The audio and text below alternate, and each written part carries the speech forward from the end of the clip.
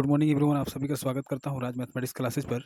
तो प्यारे बच्चों, आज के वीडियो में सीखेंगे क्लास 10 एक्सरसाइज 9.1 का प्रश्न संख्या 9 का हल। तो प्यारे बच्चों, पहले प्रश्न को समझते हैं क्या कह रहा है। देखिए क्या कह रहा है प्रश्न। कह रहा है कि एक मीनार के पाद बिंदु से एक भवन के शिखर का उन्नयन कोण 30 डिग्री है और भवन के पाद बिंदु से मीनार के शिखर का उन्नयन कोण 60 डिग्री है। यदि मीनार पाद, ये हमारा भवन है और ये हमारा एक मीनार है, और मीनार जो है कभी भी भवन से ऊंचाई पर होता है, और ये हमारा ज़मीन है। तो इस ज़मीन पर यहाँ पर भवन खड़ा है और ये आपका मीनार खड़ा है। तो प्रश्न में यही कह रहा है प्यारे बच्चों कि मीनार के पाद बिंदु से, ये आपका मीनार का पाद बिंदु हुआ जहाँ से ये खड़ा है, इसका सेंटर लाइन, मान लीजिए मीनार तो ऐसे चौड़ा होता है ना जी, इसका जो सेंटर लाइन है बीच वाला, इसको बोलते हैं पाद बिंदु। तो मीनार के पाद बिंदु से भवन का शिखर का, ये भवन है तो इसका शिखर तो यही होगा ना। तो मीनार के पाद बिंदु से भवन का शिखर का उन्नयन कोण कितना है? तो सर 30 डिग्री है। और ये कह रहा है कि भवन के पाद बिंदु से, यानी यहाँ से मीनार का शिखर का उन्नयन कोण कितना है? 60 डिग्री है। ठीक है। तो मीनार की ऊंचाई दिया हुआ है कितना प्यारे बच्चों? तो सर 50 मीटर दिया हुआ है। ये भवन की ऊंचाई हमको ज्ञात करना है। ठीक है। तो इस तस्वीर को मिटा देते हैं, उसके बाद चलते हैं आगे। अब मान लीजिए ये हमारा तस्वीर हो गया। ठीक है। तो इसका नामकरण कर लेते हैं, A B C और D डाल लेते हैं। ये भवन है और ये मीनार है। इसका हाइट 50 मीटर है, जबकि भवन का हाइट हमको ज्ञात करना है। ठीक है। तो एक चलिए समकोण त्रिभुज ए बी सी में चलते हैं। पहले क्या करेंगे? समकोण त्रिभुज ए बी सी में चलते हैं।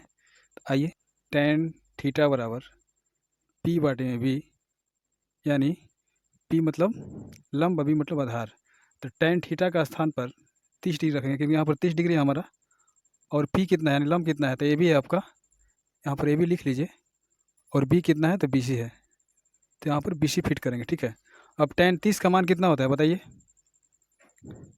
तो tan 30 का मान होता है 1/√3 होता है। ये आपका AB हो गया और ये BC हो गया। तो BC से 1 से गुणा करेंगे तो BC ही होगा, और AB से और √3 से गुणा करेंगे तो AB√3, इसको हम लिख सकते हैं, इसको समीकरण 1 मान लेते हैं। ठीक है। अब समकोण त्रिभुज BCD में चलते हैं। ठीक है। DCD लिखिए, DC भी लिख सकते हैं, कोई दिक्कत नहीं है, या BCD लिख सकते हैं, कोई दिक्कत नहीं है। तो यहाँ पर लिखेंगे समकोण त्रिभुज BCD में, इसमें भी tan थीटा लागू होगा। तो लिख सकते हैं आप कि tan थीटा बराबर P बाटे में B, और tan थीटा का स्थान पर क्या रखेंगे? B, C और D। तो थीटा का स्थान पर आप 60 डिग्री रखिए।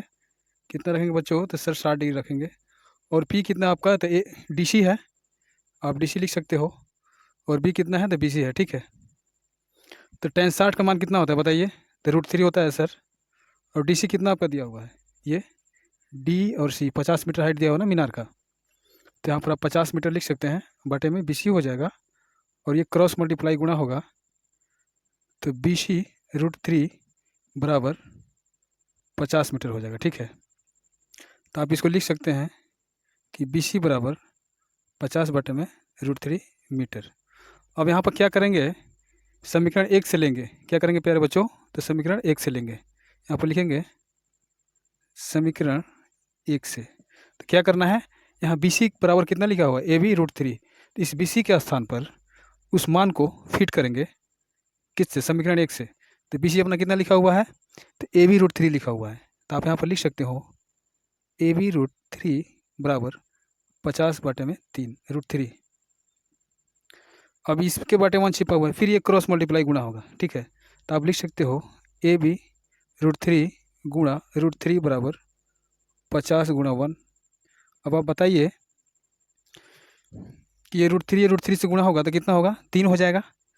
तो आप AB गुणा 3 लिख सकते हैं, ये आपका 50 हो जाएगा, यानी कि ये इधर गुणा में है तो इधर भागा में हो जाएगा। तो आप AB बराबर लिख सकते हो 50 बटे में 3। तो 50 में 3 का भाग देंगे तो कितना हो जाएगा प्यारे बच्चों? तो 16.2 बटा में 3 हो जाएगा मीटर। कितना आ गया आपका? AB कितना आया?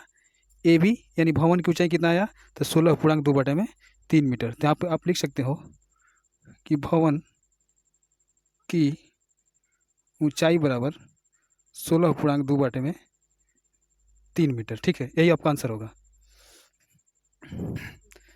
अगर वीडियो अच्छा लगा हो तो लाइक शेयर सब्सक्राइब जरूर कीजिएगा।